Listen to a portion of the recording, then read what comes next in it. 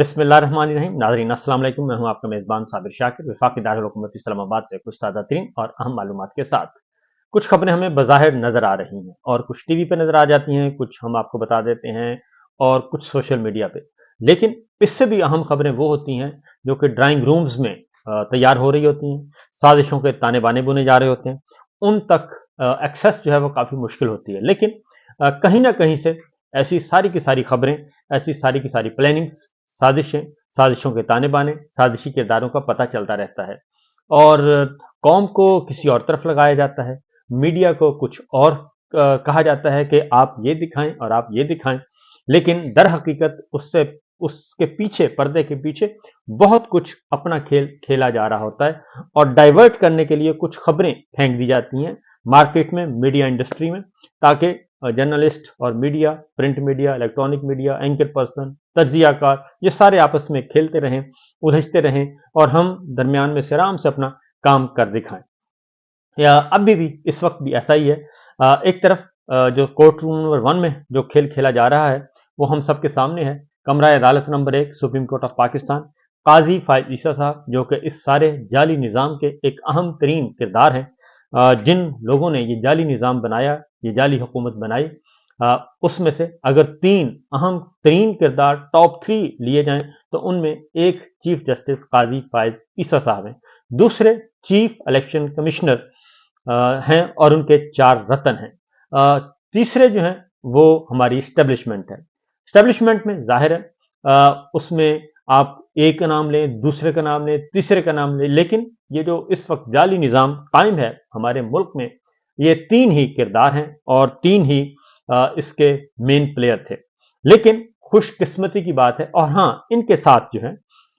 ये तो 3 हो गए ताकतवर प्लेयर, और जो आगे पपेट्स हैं, इनकी कठपुतलियां, वो हमें नजर आ रही हैं। वो फॉर्म 47 वाले जितने भी हैं वो इनके पपेट्स हैं और कठपुतलियां हैं। कठपुतली हुक्मरान कह लें, कठपुतली वर्कर्स कह लें, कठपुतली पार्लिमान कह लें, ये सारे के सारे इनके पपेट्स हैं। तो ये सारे मिलकर क्यों इकट्ठे क्यों हुए हैं, और इनके आपस के मफादात तो माजी में एक तरह के नहीं थे। माजी में आपको मालूम है कि रावलपिंडी और नवाज शरीफ साहब और शहबाज शरीफ साहब और मुस्लिम लीग नवाज एक दूसरे से कोसों दूर थे। उसके बाद काजी फाइजा साहब और स्टैब्लिशमेंट वो भी कोसों दूर थे, और उसके बाद चीफ इलेक्शन कमिश्नर वो तो खैर थे ही उनके। तो ये सब कुछ चल रहा है। तो ये आपस में दस्तों गिरेबान थे, एक दूसरे के दुश्मन थे, वो सब एक ही जगह पे बैठ गए, एक ही जगह पे जमा हुए, और उनमें जरदारी साहब भी शामिल हैं। वो भी इसी गाड़ी के सवार हैं। तो आखिर कुछ ना कुछ तो ऐसा है पर्दे के पीछे, जो ये सारी डोरियां हिला के इन आग और पानी को इकट्ठा किया, और एक दूसरे के जानी दुश्मन सब एक जमा हो गए और सबकी सुलह हो गई। और सुलह किसके अगेंस्ट किसके हुई है, ये असल मामला ये है कि ये किसके अगेंस्ट सुलह हुए, ये सब किसके खिलाफ इकट्ठे हुए हैं, किसी शख्सियत के खिलाफ इकट्ठे हुए हैं। हाँ, बज़ाहिर हमें नजर आ रहे हैं इमरान खान साहब, और बज़ाहिर नजर आ रहे हैं पाकिस्तान का अवाम, पाकिस्तान की अवाम है। नहीं, हकीकत यह है कि ये सारे के सारी जो फोर्सेज हैं, ये एंटी फोर्सेज जो हैं, ये कॉन्स्टिट्यूशन के अगेंस्ट जमा हुई हैं, और ये रूल ऑफ लॉ के अगेंस्ट जमा हुई हैं, ये जमहूरियत के मद्दे मुकाबिल जमा हुई हैं, ये बुनियादी इंसानी हकूक के मद्दे मुकाबिल जमा हुई हैं। ये नहीं चाहती कि पाकिस्तान एक सही मानों में आईनी, कानूनी, जमहूरी मुल्क बने, तगड़ा मुल्क बने, जहां पे तमाम इदारे आज़ाद हों, अपना अपना काम करें, और पाकिस्तान के अवाम को सियासी जमहूरी आज़ादियां हासिल हों। ये नहीं चाहते। तो यही एक खेल खेला जा रहा है, और बज़ाहिर कभी एक चीज को एक बहाना बनाया जाता है, कभी दूसरा। ये जितने भी आप इस वक्त देख रहे हैं, पिछले 27 महीनों से जो कुछ भी इस वक्त फसाइयत, डिक्टेटरशिप, सब कुछ चल रहा है। लेकिन अब ये है कि पहले तो इनको रोकने टोकने वाला कोई नहीं था, और ये आहिस्ता आहिस्ता अपनी मंजिल की तरफ बढ़ रहे थे और कैप्चर किए जा रहे थे हर जगह। लेकिन अब हुआ ये है कि अच्छा, ये सारों ने जो खेल खेला, ये सारे इंडिविजुअल्स हैं, ये इंडिविजुअल्स कैरेक्टर हैं, इनफरादी किरदार हैं, और इनफरादी किरदार हैं। ये इदारों से बाला बाला अपने आप को सुपरमैन समझ रहे थे, सुपर नेचुरल समझ रहे थे कि ना ही हम इदारों के कंट्रोल में हैं, نہ ہی ہم آئین کو کچھ سمجھتے ہیں، نہ قانون کو، نہ جمہوریت کو، نہ جمہوری روایات کو، نہ کسی اور چیز کو۔ اب یہ ہوا ہے کہ اب ان کے اپنے اندر سے آوازیں اٹھنا شروع ہو گئیں۔ سب سے پہلے پولیٹیکل پلیئرز جو ہیں وہ بولے، پھر ملٹری کے اندر سے جو ہے ملٹری اسٹیبلشمنٹ کے اندر سے آوازیں نکلنا شروع ہوئیں، پھر ان کو نشانہ بنایا گیا، اور جیسے کہ امجد شعیب صاحب نے اب ساری بات کھل کر آ کے بتا دی ہے، وہ دوبارہ بولے ہیں اور انہوں نے بتا دیا کہ ان کے ساتھ کیا کچھ ہوا اور کیوں ہوا۔ اسی طریقے سے بیوروکریسی کے اندر سے لوگ بول رہے ہیں، اور پھر جوڈیشری کے اندر سے لوگوں نے بولنا شروع کیا، اور سب سے پہلے میڈیا کے اندر سے لوگوں نے بولنا شروع کیا۔ سب سے پہلے میڈیا پرسن سامنے آئے، اور پھر ان تمام میڈیا پرسن کے ساتھ جو کچھ ہوا وہ ہمارے سامنے ہے۔ پھر پولیٹیکل پلیئرز کے ساتھ ان کو وحشیانہ قسم کی فسطائیت کا وہ شکار ہوئے، وہ ہمارے سامنے ہے، سارے لوگ سامنے۔ اس میں اب میں اگر نام لینا شروع کر دوں گا تو تقریباً میرا آدھا پونا گھنٹہ صرف نام لیتے ہوئے گزر جائے گا، اتنے زیادہ نام ہو چکے ہیں جو پچھلے 27 مہینوں میں یہ فسطائیت کا شکار ہوئے۔ اس میں ہماری مائیں، بہنیں، بیٹیاں سب شامل ہیں، اور ہمارے بزرگ شامل ہیں۔ تو بہرحال اب جو اچھی بات یہ ہے کہ یہ سارا کچھ جب ہو رہا تھا تو وہ اتنا زیادہ گند پھیلایا جا رہا تھا، اتنی زیادہ گھٹن تھی، اور اپنی تمام کے تمام لمٹس کراس کر گئے۔ جب لمٹس کراس کر گئے، جب یہ پہنچے بیڈ رومز تک اور پہنچے عزتوں تک، ماؤں، بہنوں، بیٹیوں اور بیگمات کی عزتوں تک پہنچے، تو تب یہ سارے کا سارا وہ اندر سے آوازیں اٹھنا شروع ہوئیں، اور پھر یہ ریاکشن ہوا، پھر یہ جو سسٹم نے ریاکٹ کیا، کیونکہ اچھائیاں زیادہ ہیں معاشرے میں، برائیاں بہت کم ہیں، اچھائیاں بہت زیادہ ہیں، جس کی وجہ سے یہ سارے کام امور چل رہے ہیں۔ بہرحال جب یہ ساری چیزیں ہوئیں تو اس کے بعد پھر یہ جب مزاحمت ہونا شروع ہوئی تو پھر آہستہ آہستہ آوازیں اٹھنا شروع ہو گئی ہیں۔ اب وہ آوازیں بڑی جاندار آوازیں بن چکی ہیں، وہ جوڈیشری کے اندر بھی موجود ہیں، وہ میڈیا کے اندر بھی موجود ہیں، تھوڑی ہیں لیکن بہت جاندار ہیں، لوگ ان کو سنتے ہیں اور ان کو سمجھتے ہیں، اور پاکستان کے عوام کی اکثریت بلکہ دنیا میں سمجھا جاتا ہے کہ نہیں، یہ جو آوازیں ہیں، جو تمام تر مظالم کے باوجود، تمام تر فسطائیت کے باوجود، تمام تر مصیبتوں کے باوجود یہ جو بات کر رہے ہیں اور اپنی بات پر قائم ہے، یہ ان کی بات سننی چاہیے۔ تو وہ آ گئے، پھر آنریبل ججز آ گئے، پھر اس طریقے سے بیوروکریٹس آ گئے، اور پھر ملٹری اسٹیبلشمنٹ کے اندر سے لوگ اٹھنا شروع ہوئے۔ جب یہ ساری چیزیں اب سامنے آ چکی ہیں اور یہ ہم سن رہے ہیں، اب مزاحمت ہو رہی ہے، سب کچھ ہو رہا ہے، اب ان کو کیسے روکنا ہے؟ اصل پرابلم یہ بنا ہوا ہے۔ اب جو ہے، جو اینٹی فورسز ہیں، جو ان ساری اچھائیوں کی مخالف قوتیں ہیں، وہ اس وقت جناب بہت زیادہ پریشان ہیں، اور ان میں سے اگر ہم دیکھیں سب سے زیادہ جو پولیٹیکل فیس ہے اور پولیٹیکل لیڈر کے طور پہ وہ عمران خان صاحب ہیں، پاکستان تحریک انصاف جماعت کے طور پہ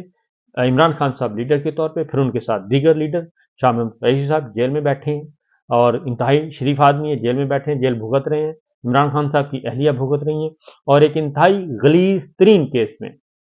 اور غلیظ ترین کیس پوری دنیا میں وہ تماشا بنا ہوا ہے کہ میاں بیوی رہ رہے ہیں، 6 سال 5 سال وہ رہے، اور 5-6 سال کے بعد ایک سابقہ شوہر، اس کو پہلے اٹھایا گیا، جیل میں ڈالا گیا، اور پھر جیل میں اس کا بندوبست کیا گیا، اور جب وہ جیل سے نکلا تو وہ بالکل ہی وہ طوطے کی طرح پیچھے وہ سارا کام کر رہا ہے۔ دنیا اس کو تسلیم نہیں کر رہی۔ کل جو فیصلہ آیا وہ عالمی ذرائع ابلاغ جا کے دیکھ لیں، اور وہ اس کیس کو قابل نفرت کیس قرار دے رہے ہیں کہ یہ نفرت کی اعلیٰ سطح ہے،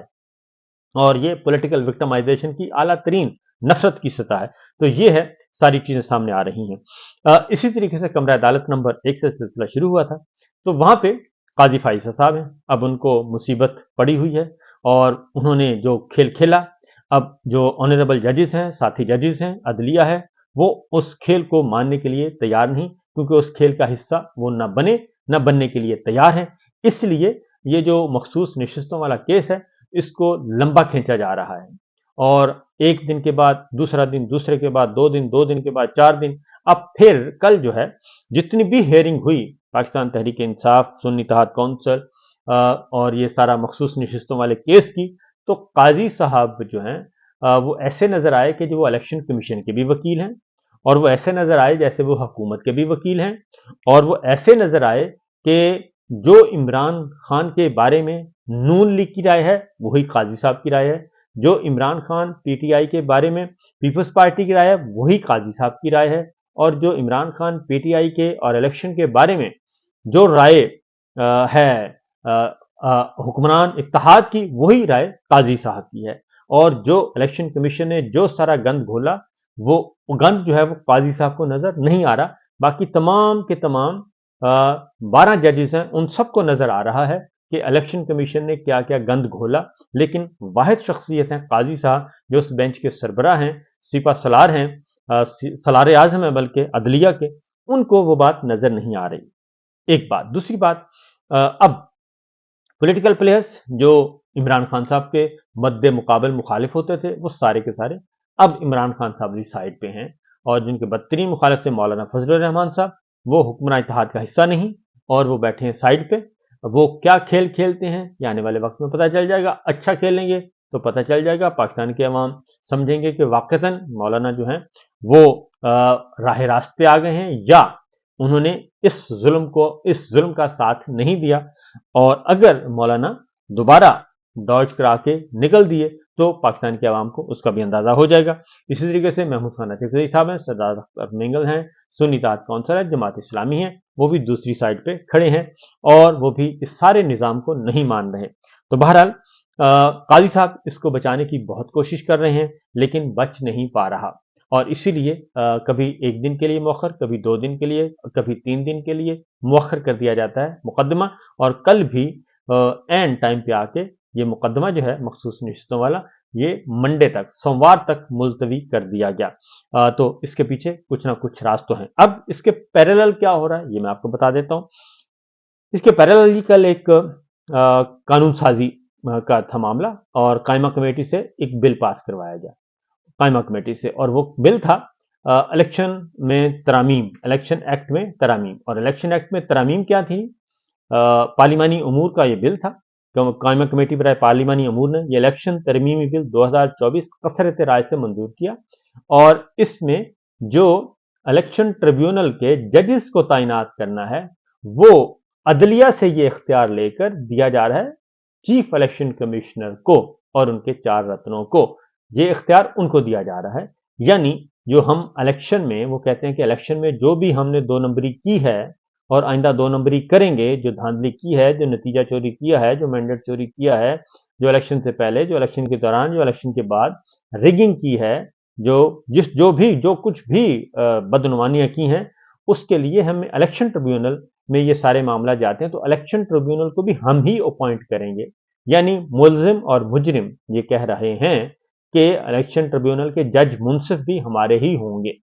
تو پہلے تو آرڈیننس جاری کیا گیا، آرڈیننس سے بات نہیں بنی، اور پھر الیکشن کمیشن نے اپنے طور پہ از خود نوٹس لینا شروع کر دیا، وہ بھی بات نہیں بنی۔ ہائی کورٹس نے ان سارے معاملات میں فل سٹاپ لگا دیا اور اچھی خاصی رکاوٹ کھڑی کر دی۔ کل یہ بل پارلیمانی کمیٹی سے، قائمہ کمیٹی سے منظور کروا لیا گیا ہے، اور یہ بل ہے کہ اب اس بل کے اندر جو گفتگو ہوئی وہ کہتے ہیں کہ حاضر سروس ججز اداروں پر اپنی فوقیت ثابت کر رہے ہیں، یہ سرکاری رکن ہیں بشیر محمد ورق صاحب۔